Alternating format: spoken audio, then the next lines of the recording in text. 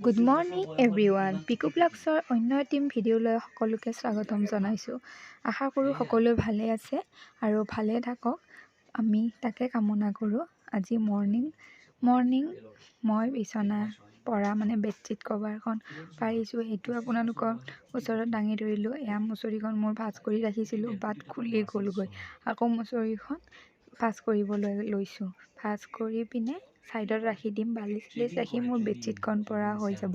তাৰে পিছত মই অকণমান চাহ খাম। চাহ খাই পিনে মোৰ নিত্য ৰুটিন কামখিনি মই আৰম্ভ। আজি স্কুললৈ কিয় নগলি বাবু? আজি মোৰ স্কুল নাই, মোৰ স্কুল বন্ধ আজি। কিয়? মোৰ যে পৰীক্ষা শেষ সেইকাৰণে। আৰু বাৰ স্কুল খোলা আছে। কিয়? বাৰ পৰীক্ষা চলি আছে ন? বাৰ পৰীক্ষা চলি তই এইবাৰ পাছ কৰি কোন ক্লাছত উঠিবি আকৌ? এতিয়া বাছ স্কুলত উঠিম। বাছ স্কুলত যাবি? দেখিছেনে, সি বোলে স্কুলত বাছ স্কুলত যাব। এইজন ল'ৰাজন হ'ল মই যে ভিডিঅ' দি থাকোঁ, আমাৰ ওচৰৰে বাবু, আমাৰ এয়া কলিজাৰ লগত খেলি থাকে। সিহঁতৰ লগত খেলি কৰি উঠি মই আমাৰ দেহালৈ অকণমান চুজি হালোৱা বনাই আনিলোঁ। আনি তাক মাতি আছোঁ, বাট সি অহা নাই। মই গৰম আছে নে কি অকণমান লৰাই দিছোঁ।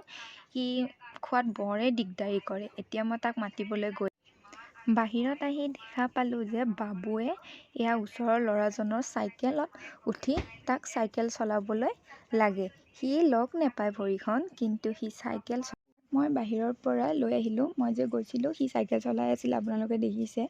তাই কাৰণে তাক মই দাঙি কৰি লৈ আহিলোঁ। এতিয়া আমি দুজনে লগ হৈ তাক খুৱাই আছোঁ। সি খাবলৈ ইমান দিগদাৰী কৰে, আমি তাক কিবা কিবি দেখুৱাই তাক খুৱাবলৈ চেষ্টা কৰি আছোঁ। আৰু সি অক কৰি আছে মাজে মাজে, সি খাবলৈ বিচৰা নাই। সেইকাৰণে তাক একদম জোৰদবস্তি হেঁচা মাৰি ধৰিছোঁ। হেঁচা মাৰি ধৰি পিনে তাক খুৱাব চেষ্টা কৰি আছোঁ। কিবা কৈ আমি দুজনে পতাই মেলি খুৱালোঁ, কিন্তু নেখালে। অকণমান এৰি দিলে, হ'ব একো নাই। পাকঘৰত আহি দেখিলোঁ যে মায়ে পাচলি কাটি আছে। এয়া ভাত বনাবলৈ বাবুৰ কাৰণেও মাছৰ তৰকাৰী বনাব। তাৰ তৰকাৰীখন সেইটো গেছত বহাই দিলে। বহাই দি উঠি ডাঙৰ কেৰাহীটো পাতি তেল গৰম হ'বলৈ দিছিলে।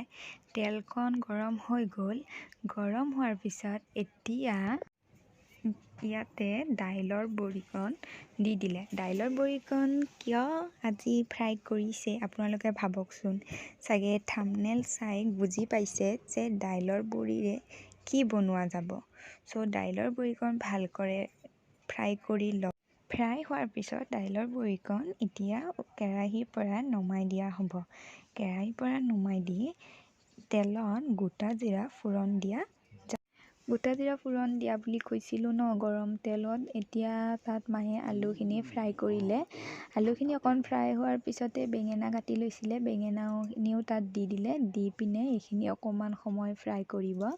ফ্ৰাই কৰি উঠি ইয়াতে অকণমান স্লাইট নিমখ দি দিছে এইখিনি ফ্ৰাই কাৰণে। ইয়াত হালধি গুড়ি অকণমান, জিৰা গুড়ি আৰু ধনিয়া গুড়ি অকণমান দি এইখিনি ফ্ৰাই কৰি ল'ব। অকণমান ফ্ৰাই হোৱাৰ পিছতে এইখিনিতে পালেং শাক কাটি ৰাখিছিলে, সেইখিনি এতিয়া দি দিলে। দি পিনে পালেং শাকখিনি ধুনীয়াকৈ লৰচৰ কৰাই দিব। তলত যে আলু বেঙেনাখিনি আছিলে, এইখিনি ওপৰৰ পৰা তলমুৱাকৈ ধুনীয়াকৈ লৰচৰ কৰাই পিনে ঢাকি আকৌ পালেং শাকখিনি অকণমান ভাজি কৰিব। তাৰে পিছতহে দাইলৰ বড়িকণ দিব দেই। দেখিছে নহয়, পালেং শাকখিনি ধুনীয়াকৈ একদম হেৰি হৈ গ'ল। আৰু এতিয়া পালেং শাকখিনি আকৌ অকণমান ভাজি তাৰপিছত দাইলৰ বড়িখিনি ইয়াতে অকণমান ভাঙি দিয়া যাব, কাৰণ গোটা দিব নালাগে। গোটা দিলে আজিকালি জানেই দাইলৰ বড়িবোৰৰ মাজতো কিমান ভেজাল থাকে ন। এনেকৈ অকণমান সৰুকৈ ভাঙি পিনে দিব, তেতিয়া সিজিবলৈ ভাল হ'ব। দাইলৰ বড়িকণ ভাঙি দি অকণমান পানী দি পিনে আকৌ ঢাকি দিয়া যাব, ঢাকি দি সিজিবলৈ দিয়া যাব। পানী দি এতিয়া এইখিনি সিজিবলৈ দিয়া গ'ল। আৰু ইয়াতে অকণমান টেষ্টৰ কাৰণে ঘি অকণমান দি দিছোঁ দেই। আপোনালোকে এইটো দিলেও দিব, নিদিলেও নাই। এতিয়া মোৰ এইখিনি ৰেডি। এতিয়া গৰম ভাতৰ লগত ধুনীয়াকৈ খাম। আৰু আপোনালোকেও এনেকৈ বনাই খাবচোন। কেনেকুৱা লাগে কমেণ্ট বক্সত জনাব। Bye bye.